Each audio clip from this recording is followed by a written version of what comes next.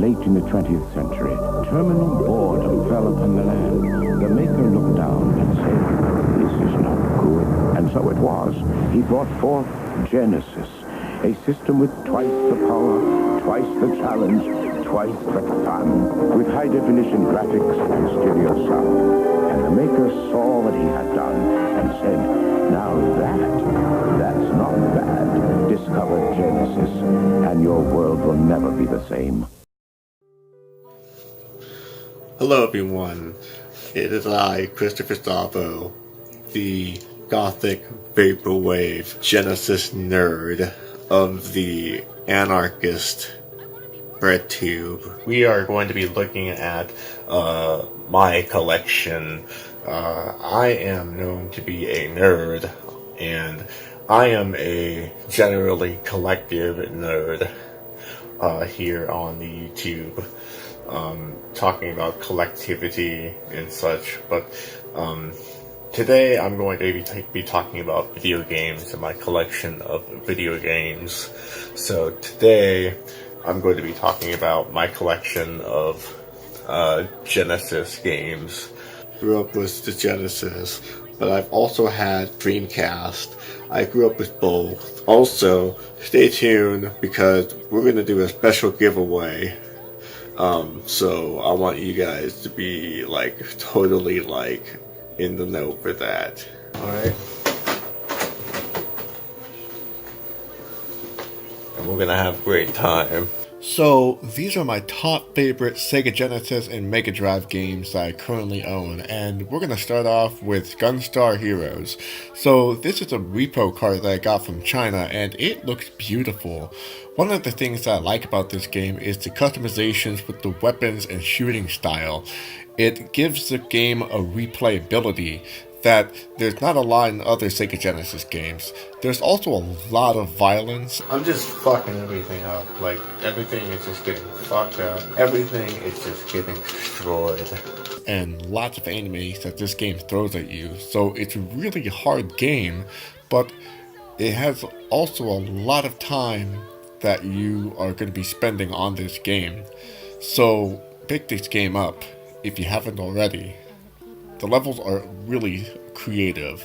There's this one where you finish beating a bunch of enemies and you're confronted with a board game, and you have to roll a 6-sided die in order to progress. And basically, after you roll the 6-sided die, you basically are met up with a bunch of challenges, and it's really fucking trippy because all of the challenges are fucking crazy. It's fucking wild. So this next game we're going to play is Rocket Knight Adventure. Now, Rocket Knight Adventure is a game that I have played since I was a child, but do not be fooled.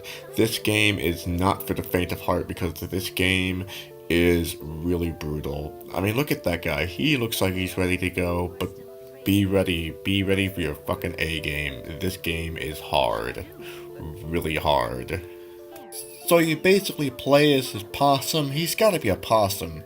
Anyway, so he has a sword and a rocket booster, and he basically fights off these pig knights, right? And it's really addicting.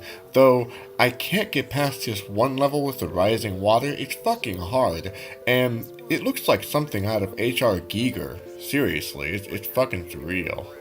Shinobi 3. I have not played the other two, but I know I like the third installment. Shinobi 3 is fucking badass and really hard. I got pretty far into it, but I never fully completed the game.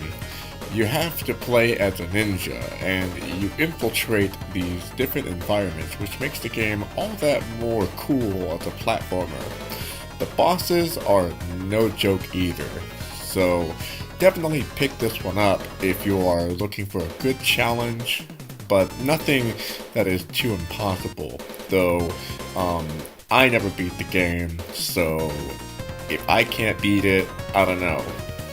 Though, then again, I don't think this is impossible. It's just that I'm terrible at playing video games.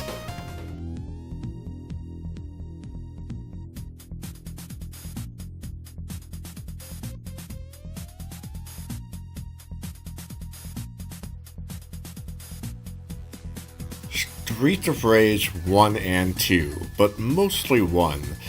Now, when I was young, I used to play Streets of Rage 1 all the time, but basically, I used to play it with my cousin mainly, but the thing is that we would hit each other by accident, and it would basically, we were supposed to be playing co-op, but it would be our demise because we were hitting each other.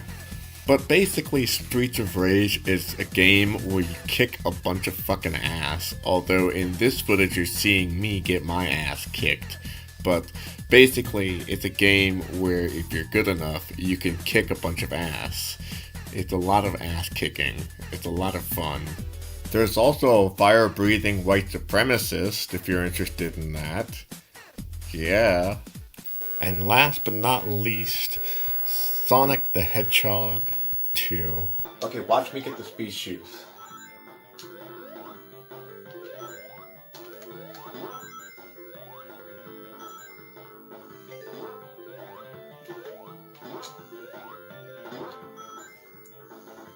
Seeing this?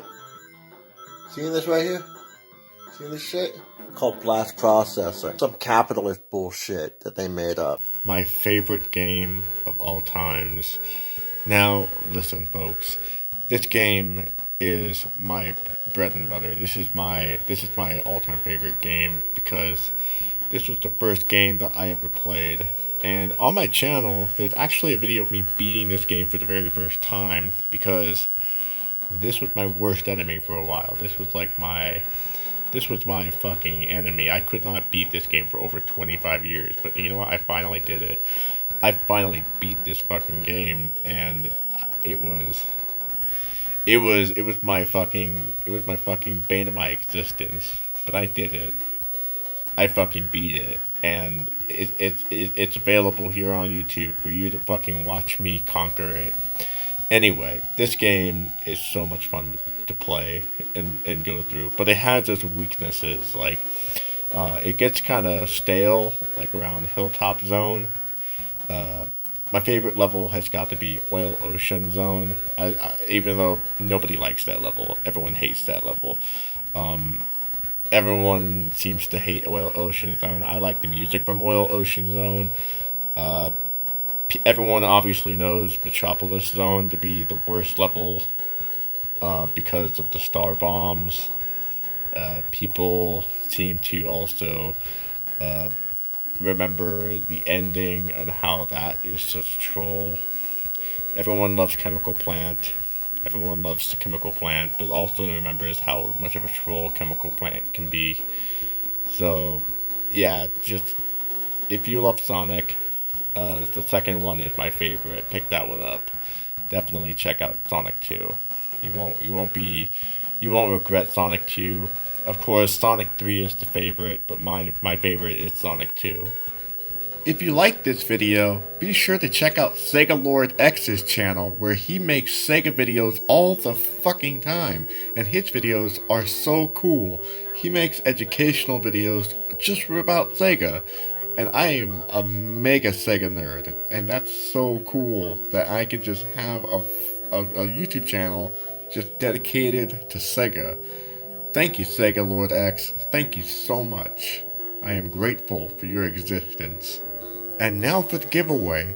I am giving away a free copy of Grandia 2 on the Sega Dreamcast to anyone who can give me a recommendation of a Sega Genesis game that I can play that I don't already have. So, just for the record, I already have Castlevania Bloodlines. I actually was going to show that off, but I didn't want to exceed 5 choices, and that was, I guess, an honorable mention. But I wanted to show off all of my games. But anyway, yeah, this is not scripted. But anyway, so this is the game that I'm going to be giving away.